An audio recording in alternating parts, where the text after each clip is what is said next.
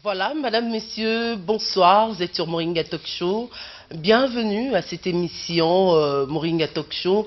Ce soir, vous le savez déjà que Jean-Claude Roger est là, sur ces plateaux, pour vous parler, mais il nous revient de très loin, toujours dans les soucis de mieux faire, pour satisfaire tous nos téléspectateurs qui nous suivent à travers le monde, pour satisfaire toutes les femmes que nous suivons en ces moments. Bonsoir, monsieur Jean-Claude Roger. Bonsoir, Ange. Comment allez-vous ce soir? Grâce sur grâce. Ça se voit. Grâce sur grâce. Vous avez pris... Ouais. La couleur? Les jours? J'ai pris les jours. Mesdames et messieurs, j'étais en vacances. Oui. J'ai pris quelques jours de vacances. Je suis revenu au Congo. C'était très très bien. J'ai profité de ces vacances. Je me suis reposé. Ça se voit. J'aimerais être à votre place. Je me suis reposé. J'ai fait beaucoup de massages, Ange Trésor. Massage, gommage, hammam, danse du ventre et tout ça. Je suis allé en Orient, Ange Trésor.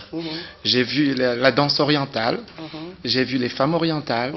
Ma femme était à côté de moi également pour profiter de l'Orient. Toujours en famille. Hein. Et je fais toujours en famille. Vous défendez toujours la femme, vous protégez bien. La famille. La famille est au centre de ma vie. Également, hein. Oui, tout à fait. On dit que la famille est plus importante même que les amis. Tu le savais ça, Ange Trésor? Bien sûr, à côté de vous, je dois toujours connaître beaucoup de choses. Ange Trésor, j'honore toujours ma famille et mes amis viennent après. Hein. Jamais je fais passer les amis avant la famille. La famille, votre femme. Alors ce soir, chers téléspectateurs, nous aborderons sur un thème très intéressant qu'aujourd'hui vous allez quand même comprendre que Moringa Talk Show va changer de déroulement ce soir, exceptionnellement ce soir. Mais on parle de combat, pas combat spirituel. Oui. On parle de combat, mais vous avez dit que dans le combat, nous avons la victoire et l'échec. Tout à fait. Donc on va aborder sur deux aspects du combat. L'aspect comportemental et l'aspect spirituel. Mais nous avons une surprise sur ces plateaux. Là, c'est vous, hein, c'est votre rôle. Puisqu'on en a longtemps parlé avec M. Jean-Claude Roger. Il est là, il va revenir. En fait, on l'attendait comme les chrétiens attendent Christ, l'arrivée de notre Seigneur Jésus-Christ. Oui. Mais enfin, lui, il est dans nos murs. Son serviteur. Son serviteur. Il est dans nos murs, M. Jean-Claude Roger. Il va faire son entrée tout à l'heure. Mais avant de l'introduire, vous allez quand même nous faire plaisir de nous expliquer les sujets que nous avons choisis ce soir, le combat, parce que ici, vous avez dit par définition, un combat désigne une lutte. Tout à fait. Un violent conflit entre deux ou plusieurs personnes ou une organisation. Tout à fait. Dont l'objectif est d'établir généralement une dominance par rapport à la partie opposée. Ensuite, vous rajoutez un combat entre deux personnes est aussi appelé un duel, et en religion, on parle de combat spirituel. Oui. Mesdames, messieurs, bonsoir. Ah oui. Alors, ce soir, on va parler du combat sur le plan comportemental, effectivement, Ange Trésor, tu l'as si bien dit, et on va parler du combat sur le plan spirituel. Mais pour ce faire, Ange Trésor, il me fallait un ténor du combat spirituel. Oui. Il y a des mois et des mois qu'on l'attendait, on l'a annoncé depuis le mois de juillet. Et tous les téléspectateurs étaient impatients de voir ce brillant pasteur venir nous assister. Donc j'ai le plaisir aussi de vous annoncer qu'aujourd'hui, il est à l'entrée, il va faire son entrée tout à l'heure, que le pasteur Dandy est dans nos murs. Il a pu se libérer, et il sera sur le plateau dans quelques secondes. Mais avant cela, mesdames et messieurs, voici la grande surprise. Nous allons parler du combat en général. Comme on l'a si bien fait en 1974, ça se passait le 30 octobre au stade Tata Raphaël à Kinshasa. Les yeux du monde entier étaient rivés sur le Congo. Le Congo était devenu le centre du monde. 1974, les télévisions américaines, les télévisions européennes, les télévisions de la planète tout entière étaient fixées sur Kinshasa. Qu'est-ce qui s'est passé le 30 octobre? Nous sommes le jour de l'anniversaire de ce grand combat. Déjà? Oui, nous sommes le 30 octobre 2015. Nous avons fêté combien de temps? 41 ans. 41 ans. Et nous avons attendu ce jour-là pour faire l'introduction de la personne qui est plus à même de parler du combat spirituel. Et donc, il nous fallait un ténor de l'église, n'est-ce pas, du Christ au Congo. Et le pasteur Dandy, qui donc est le pasteur principal de l'église Bonne Nouvelle du Salut, Angélique Quartier 1. Ce jeune pasteur est brillant. Ce jeune pasteur est éloquent. Ce jeune pasteur est fascinant. Nous allons essayer de soutirer Ange Trésor. Dites-moi quand même, où l'avez-vous connu? Ah ben, je l'ai connu, ce pasteur Ange Trésor, lors d'une formation à Écossure. Et Dieu m'a permis de rencontrer ce charmant pasteur, et brillant, et son éloquence m'a édifié. Et en fait, quand nous avons suivi ses enseignements, je me suis trouvé entouré donc, de jeunes pasteurs, parce qu'en fait, il y a beaucoup de pasteurs, et il me fallait quelqu'un pour m'accompagner un jour sur le plateau. Je lui ai proposé de venir dans Moringa Talk Show, parce que c'est une des rares fois où je vais inviter des pasteurs, hein, Ange Trésor, mais le pasteur Dandy va donner le coup d'envoi, mais ça sera, comme on dirait, mon pasteur titulaire.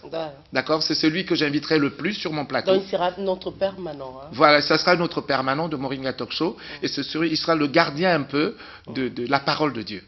Mais de temps en temps, on invitera quelques pasteurs comme ça, que des brillants. Pas ceux qui disent si à la place de tu. Donc, Ange Trésor. Oh, excusez-moi, cher téléspectateur. Ange Trésor. Alors, je voulais te dire ceci, Ange Trésor. Le 30 octobre 1974, stade Tata Raphaël, Mohamed Ali rencontre Joe Foreman. De son côté, Mohamed Ali, il avait toute l'Afrique noire. Du côté de George Foreman, il y avait la force et la puissance des Blancs. Mais dans un combat, il faut connaître tes alliés. Mohamed Ali avait un allié, il avait des alliés, c'était le peuple noir, que soutenait notre champion, notre vainqueur. Et aujourd'hui, le pasteur va nous expliquer tout le mécanisme dans le combat spirituel. Il va nous expliquer les avantages et les inconvénients qu'on ne part pas dans un combat comme ça. Nous allons le disséquer ensemble, Ange Trésor. Je sais que vous êtes quelqu'un de brillante et intelligente. Je voudrais poser une question à votre place, si vous permettez. Mais quand même, je vous laisse les temps ou la place pour la présentation. Déjà. Non, Ange Trésor. Finalement, j'ai changé d'avis. Je veux vous garder à mes côtés. Parce que vous me portez chance. Vous me portez chance, Ange Trésor. M'éclipser. Non, vous êtes léger. La place avec le pasteur Dandy. Ah non. Pour affronter un ténor comme ça de l'église, il nous faut 2 personnes. Ah donc moi je serai là que pour chauffer un peu. Parce que le pasteur, on a beaucoup de questions à lui poser. Ange Trésor, tu vas m'aider à lui poser une question. Donc logiquement, le pasteur Dandy vient de s'installer. Il est là. Il est à vos côtés, mesdames et messieurs. À la droite de Ange Trésor, j'ai le plaisir et l'honneur de vous présenter le pasteur Dandy. Bonsoir, pasteur. Bonsoir, Jean-Claude. Comment allez-vous? Dieu nous fait grâce, ça va. D'accord. Voilà le pasteur Dandy, mesdames et messieurs. Il est bien habillé, hein? Jeune et frais. Toujours il est frais. À l'école de M. Jean-Claude Roger. Il est frais. Le pasteur Dandy est frais. J'ai pas dit que c'était une sœur. Ah non, il est frais, il est brillant, il est frais, il est propre sur lui. Ah bon, il est frais. Ouais. Frais et frère. Il est frais. Ah frère. Bon, ben oui, c'est un frère. C'est un frère. Alors, pasteur Dandy, vous connaissez Ange Trésor? Oui, par la télé. Par la télé. Ouais. Alors, en fait, c'est l'égérie de Vlisco dans Moringa Talk Show. Et pasteur Dandy, comme vous voyez, Ange Trésor, elle est toujours habillée par Vlisco. Par Vlisco, tel que je suis là, c'est l'excellence de Houdin. Hein. Ouais, excellence de... Ça s'appelle comme ça, l'excellence de Houdin. Ben c'est Houdin, ben en fait, c'est excellent. C'est fabuleux. Ange Trésor est habillé par... le groupe Vlisco en permanence, c'est-à-dire pour toutes les émissions.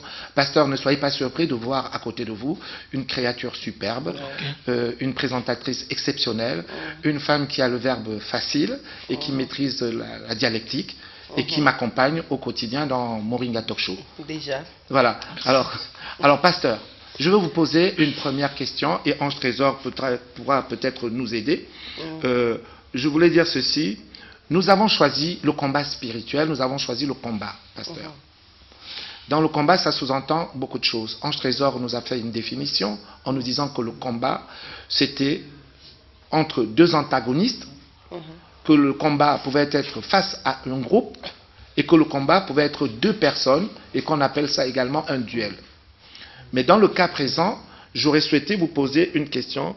Quand on livre un combat, on pose toujours la question qui est la suivante. Dans le combat, il y a des règles.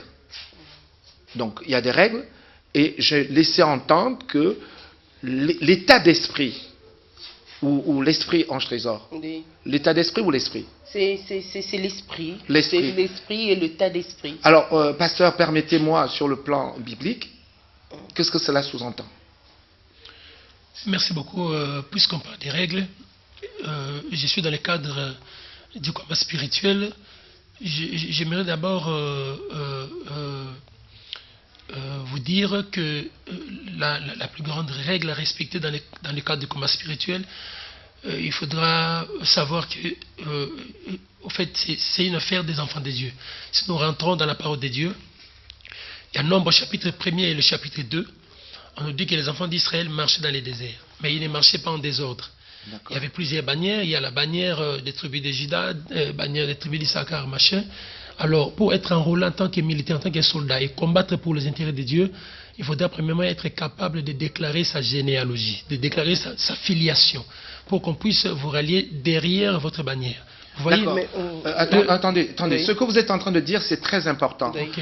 Les téléspectateurs, que vous comprenez bien, c'est-à-dire que quand on partait en guerre, on avait ce qu'on appelle la bannière. Et la bannière, c'est le drapeau. Bien précisé. Une bannière, c'est un drapeau.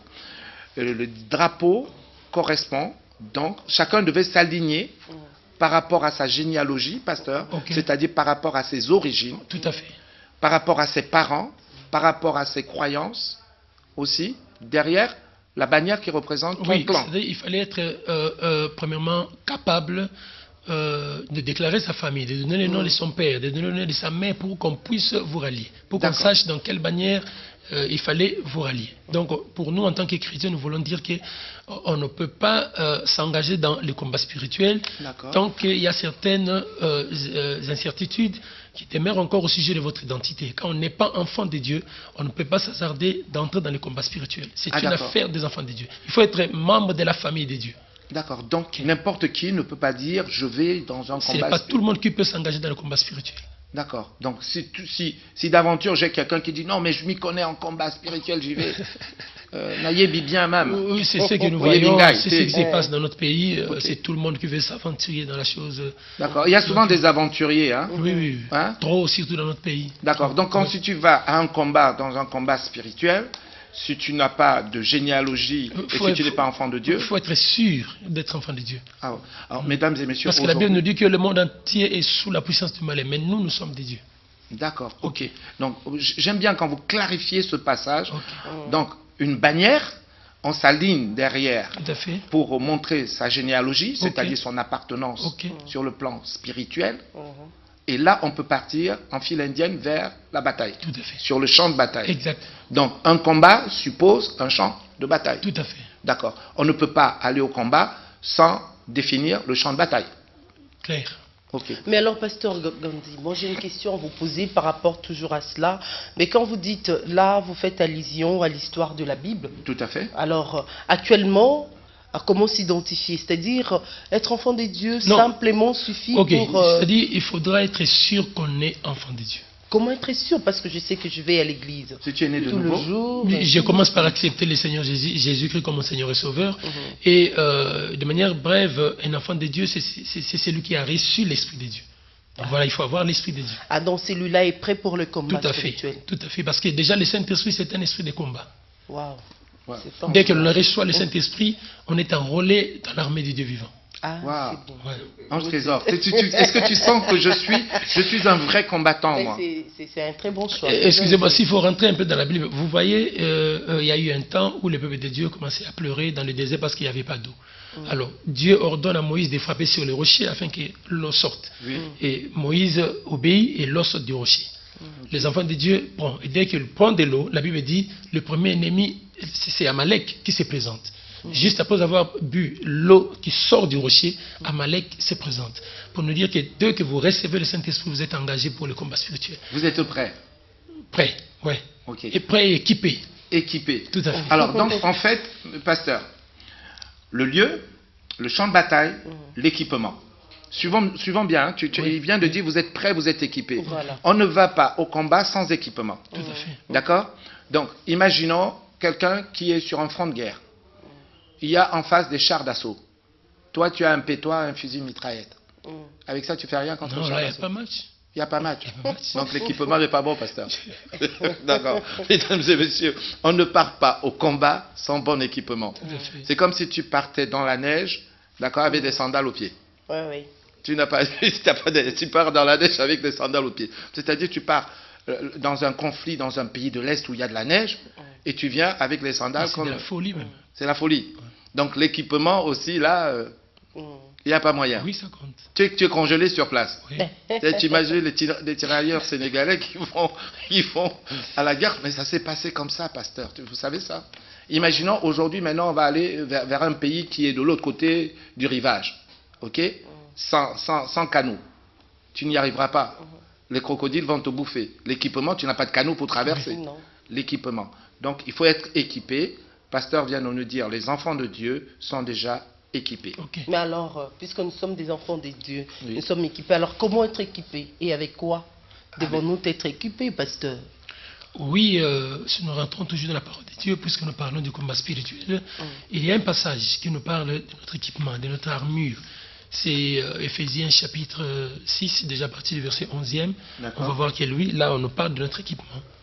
C'est-à-dire, il faudra revêtir l'Esprit de Dieu. On doit s'équiper de quoi et comment? De la parole de Dieu, par exemple, la Bible nous donne la parole de Dieu comme l'épée de l'Esprit. L'épée de l'Esprit. Donc, pasteur, Éphésiens, chapitre 6. Chapitre 6. Oui, à partir du verset 10e, de 10 à 18. Donc, la parole de Dieu est déjà un équipement. Oui.